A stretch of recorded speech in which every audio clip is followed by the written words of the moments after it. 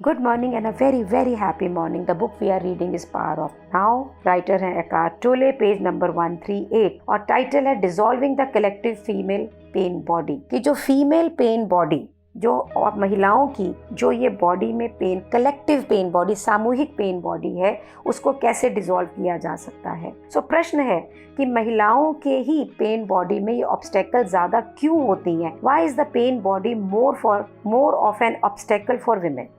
सो pain body होता क्या है, ये होता क्या है, ये कलेक्टिव होता है और पर्सनल एस्पेक्ट होता है। पर्सनल एस्पेक्ट वो होता है कि जो हमारी अपनी खुद की जिंदगी के अंदर दुख का जो अवशेष, रेजिड्यू बचा हुआ है, एक्यूमुलेटेड जो पेन बची हुई है वो है। और कलेक्टिव क्या होता है, कलेक्टिव ह्यूमन रेस यानी पूरे इंसानों की जो जाति है उसकी साइकी से रिलेटेड होता है कि हजारों साल से जो भी disease, torture, war, murder, cruelty, madness जो भी हम एक्सपीरियंस करते हैं वो एक कलेक्टिव, एक सामूहिक पेन बॉडी बनके हमारे साथ रहता है। और हमारे शरीर में हमारी इस पेन बॉडी के अंदर दोनों personal and collective pen body दोनों भाग लेती हैं। कलेक्टिव पेन बॉडी के जो स्ट्रैंड्स हैं ना, जो तरीके हैं, जो उसकी प्रकृति वो अलग होती है। आप देखेंगे कि कुछ देशों के अंदर बहुत ज़्यादा स्ट्राइव होता है, वायलेंस होता है, कलह होता है। इनकी जो पेन बॉडी होती है ये बहुत भारी, हैवियर होती है और देशों के अलावा।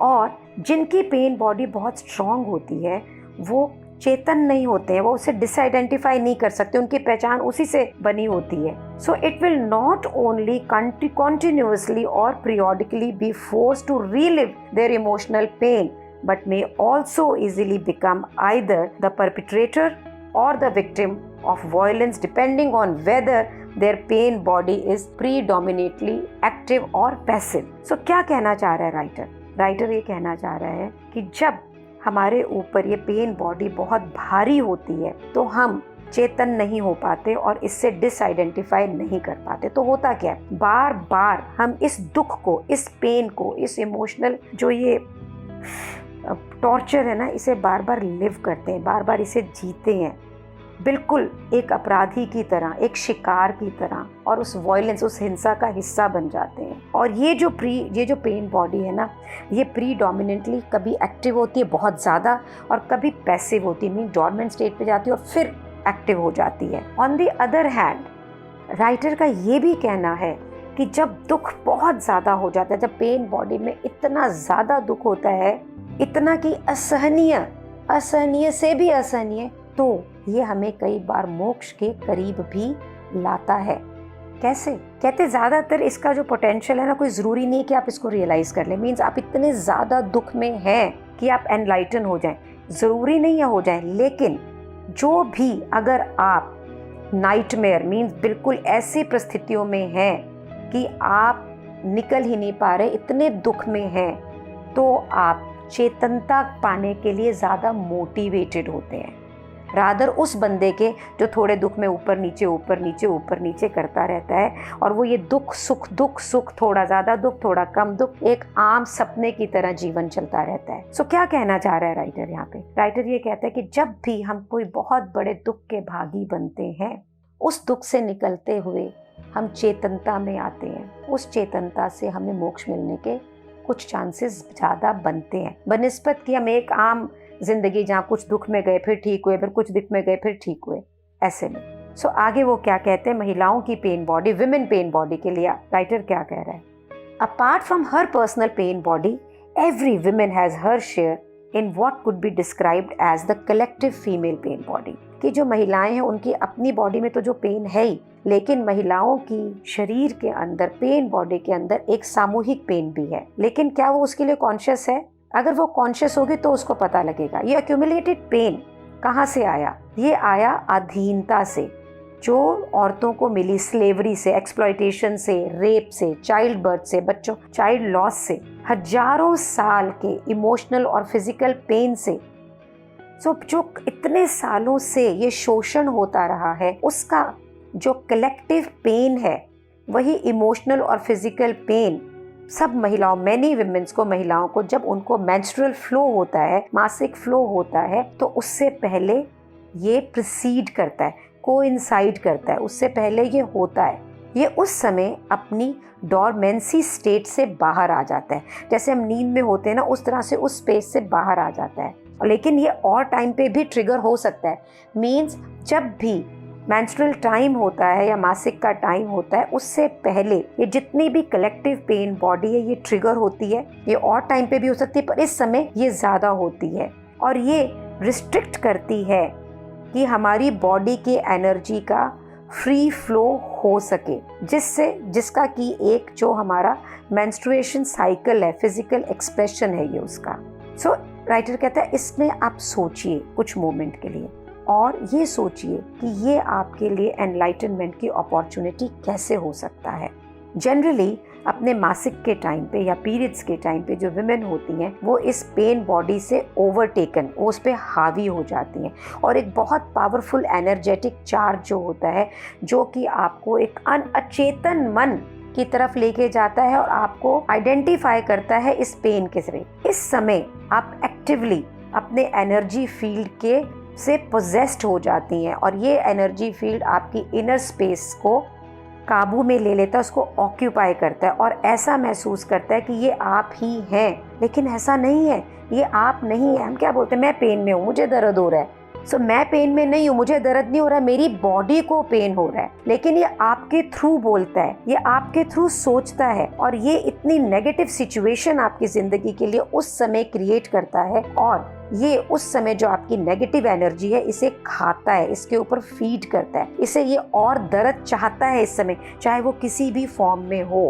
राइटर कहते हैं, एकार्ट कहते हैं, जैसे कि मैंने आपको पहले भी इस प्रोसेस को डिस्क्राइब करा है कि ये बहुत ही विशियस और डिस्ट्रक्टिव होता है, बहुत शातिर है ये और बहुत ज़्यादा हानिकारक है। ये एक प्योर, एक शुद्ध पेन है, दर्द है, ये पास्ट का पेन है, ये आप नहीं है। इस पेन की वजह से राइटर कहते हैं कि जो नंबर ऑफ विमेन, जो अब बहुत ऐसी ज़्यादा पुरुषों से महिलाएं ज़्यादा है, मेन से विमेन ज़्यादा है, जो कंप्लीट चेतन स्टेट में आती जा रही हैं और इनका ये बहुत तेज़ी से जा रही हैं। मनुष्य जो पुरुष है वो भी इसे कैच कर रहे हैं, मेन भी इसे कैच कर रहे हैं, लेकिन हो सकता है वो उसे थोड़ा एंड में कैच करें। लेकिन अभी इसमें टाइम लगेगा और इसमें गैप है कि जो औरतें हैं, जो विमेन है, their consciousness is more active than main.